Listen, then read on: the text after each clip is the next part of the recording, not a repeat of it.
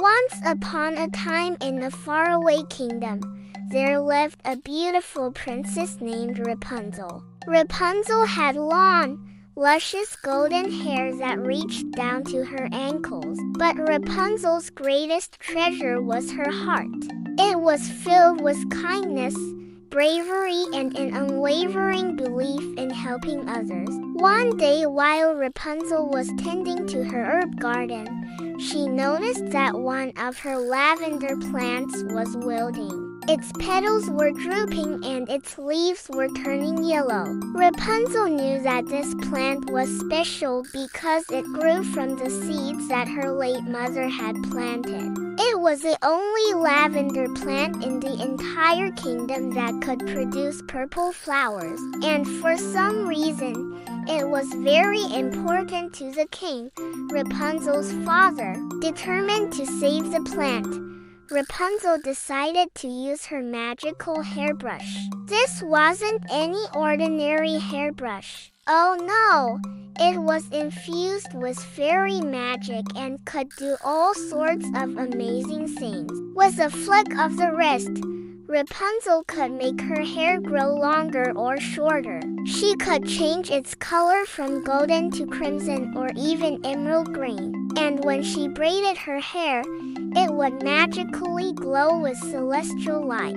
Rapunzel loved using her hairbrush, not just because it made her feel like a real princess, but because she could use it to help others. For example, when the king had a terrible case of hiccups, she used her hairbrush to create a soothing melody that calmed him down. And when the baker's oven broke down right before the royal baking contest, she used her hairbrush to conjure up a miniature oven that saved the day. But today, Rapunzel needed a new spell.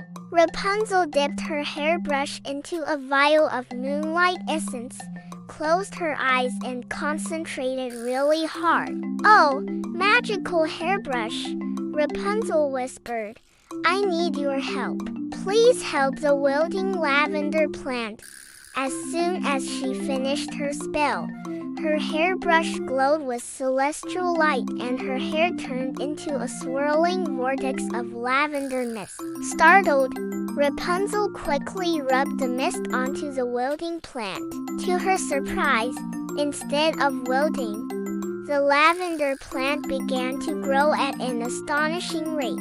In just a few minutes, it grew so tall that its fragrant blossoms brushed against the castle walls. Overjoyed, Rapunzel cut off a few sprigs of the now healthy lavender plant and rushed to the king. "Your Majesty," she cried, "here is a lavender. You're going to be so happy." The king looked up from his paperwork and smiled weakly. "Oh, Rapunzel, my dear, I'm too busy right now. Perhaps later," and he went back to his paperwork. Rapunzel couldn't believe her ears. Her father, the kind and jovial king, had become a grumpy, workaholic tyrant ever since her mother had passed away. He spent all his time locked in his office, leaving poor old Ludwig, the royal tailor, to rule in his place. And the worst part was that nobody, not even Rapunzel, knew why. Determined to find out what was wrong, Rapunzel tiptoed into her father's office. Peeking over his shoulder, she saw that he was looking at a crumpled letter. Mustering all her courage, Rapunzel knocked on the door. The king jumped, startled, and accidentally sent the letter flying. It landed at Rapunzel's feet, and as she picked it up, she couldn't believe her eyes. The letter was an invitation from King Frederick of Faraway Kingdom, asking the king to attend a royal ball to discuss an alliance between their two kingdoms. Rapunzel knew exactly what was wrong. Ever since her mother died, the king had been so consumed with grief that he neglected his royal duties. All those months ago, He'd been planning to go to the ball, but then her mother fell ill. On the day of the ball, the king had to choose between attending the royal gathering or staying home to care for his sick wife. He chose his wife, and the alliance with the neighboring kingdom fell through. King Frederick, furious at being stood up, had threatened to declare war if the king didn't attend the next ball. And that was why the king was so stressed, worried that he might have to go to war. A brilliant idea sparked in Rapunzel's mind. Maybe she could take her father's place at the ball and put an end to this dreadful war once and for all. But how could she possibly pull that off, even if she managed to sneak into the kingdom undetected? How could a simple princess stop a full-blown war? And most importantly, why would King Frederick even listen to a child? As if sensing her sadness, the magical hairbrush glowed softly in Rapunzel's hands. Suddenly, it hit her. She would use her hairbrush to transform her hair into something that was both powerful and awe-inspiring. Something that would make people look twice. A bolt of lightning flashed outside, followed by a loud clap of thunder. An idea was born. Taking a deep breath, Rapunzel closed her eyes, dipped her hairbrush into a vial of stardust, and whispered the ancient incantation. By the power of the cosmos, I infuse my hair with lightning speed and strength. May it be a force for good and justice, swift and strong. Furthermore, as she finished her spell, her hair crackled with electricity. Each strand became thick as a python and shot out from her head like hundreds of tiny rockets. Startled, Rapunzel quickly braided her hair. The moment the braid was complete, her hair began to glow with celestial light.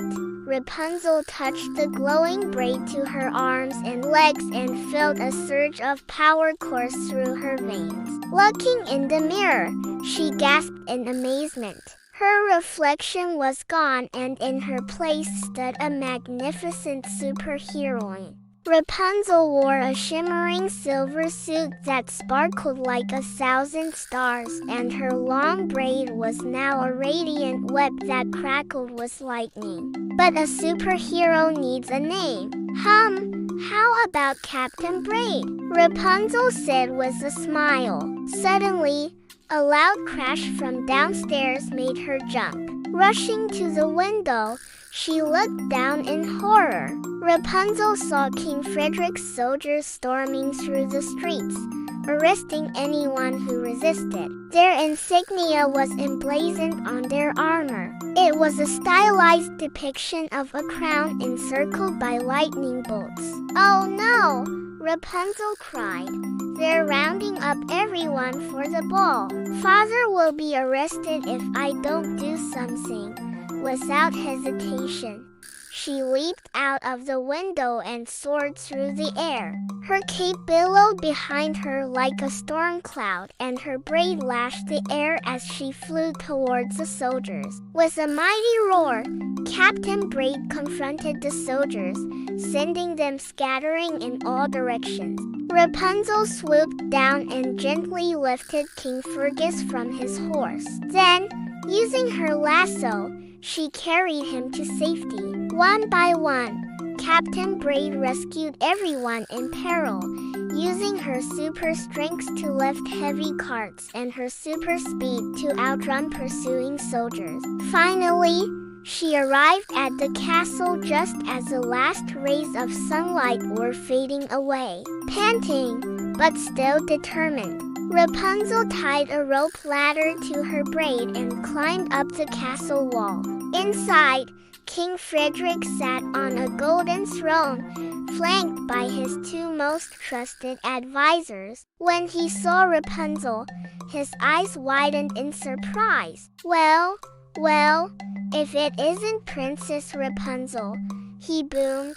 "What brings you to my humble abode?" "I'm here to stop this dreadful war, King Frederick," Rapunzel replied bravely. "And I'm not going to let you hurt my father or his people." "Oh, Princess, you've got some nerve," King Frederick sneered. "Do you really think you can stop me?" Before Rapunzel could reply, the king snapped his fingers and two guards stepped forward. They lunged for Rapunzel, but she was too quick for them. She dodged their grasp and lashed out with her braid, wrapping it around their swords and rendering them useless. The king stood up, his face contorted with rage. He raised his hand, ready to unleash his own special power. But before he could do anything, Captain Braid launched her braid like a whip, knocking the king's scepter out of his hand. The scepter landed at Rapunzel's feet, and as she picked it up, she realized what it was. It was a royal scepter of harmony, an ancient artifact that had the power to unite people and bring them together. As she held the scepter aloft, a wave of calm washed over the room. King Frederick's face softened and he lowered his guard. "Is that you, Rapunzel?" he asked in disbelief. "How did you get here?" Rapunzel removed her mask, revealing her tearful face. "Please, King Frederick, I want to help my father and his people. I don't want them to go to war." The king's heart melted at the sight of the young princess. "Oh, Rapunzel," he said, "I'm so sorry. I didn't know it was you. Of course, I won't start a war. In fact," he added with a smile, "how about we call off this stupid ball altogether and have a peace treaty instead?" And so they did. From that day on, Rapunzel continued to use her magical hairbrush to help others. Rapunzel learned that true courage wasn't about having superpowers, but about doing the right thing. And she discovered that even a simple princess could make a world of difference. The end. Thank you for watching Hanum Cartoon for this episode. If you enjoyed our story, don't forget to subscribe to our channel Hanum Cartoon and stay tuned for more adventures. And if you want to continue enjoying our content, you can do so right now by clicking on the screen.